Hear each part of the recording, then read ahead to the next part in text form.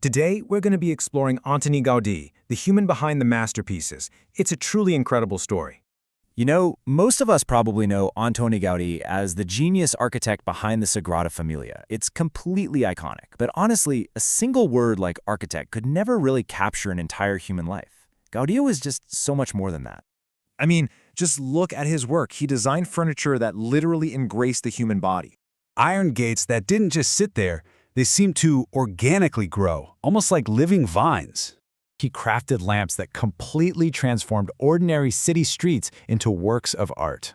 And this incredible stained glass that essentially painted with light itself. Even his everyday drawings looked way more like fine paintings than your standard architectural blueprints. So, he wasn't simply building structures. He was creating a whole new way of seeing the world. But that unique vision, it actually began with a lot of pain. When he was just a kid, severe illness often left him completely unable to walk. While all the other children were out playing, he spent countless hours just observing, looking closely at leaves, insects, branches, and stones. Nature literally became his greatest teacher. But here's the really heartbreaking part. As the world began celebrating his undeniable genius, his own personal world was slowly disappearing. His brother passed away, then his mother, his sister, his father, even the niece he had personally raised for over 30 years. His family table just grew quieter and quieter until, eventually, he was left completely alone.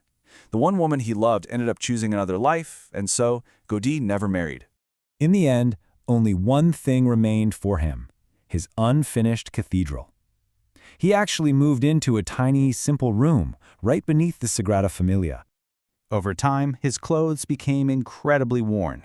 His shoes were patched up again and again. He gave nearly everything he owned to fund the cathedral. To the people passing by on the street, they just saw a poor old man. They had absolutely no idea they were looking at one of history's greatest creators.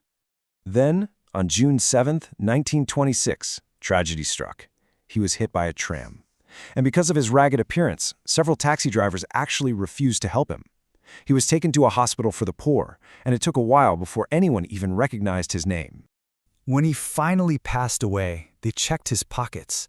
All they found was a gospel, a rosary, a handkerchief, and a small key. That one key, it opened the little room beneath the cathedral where he had so quietly devoted the rest of his life. Today, obviously, millions of people travel from all over the globe just to admire the towering spires of the Sagrada Familia.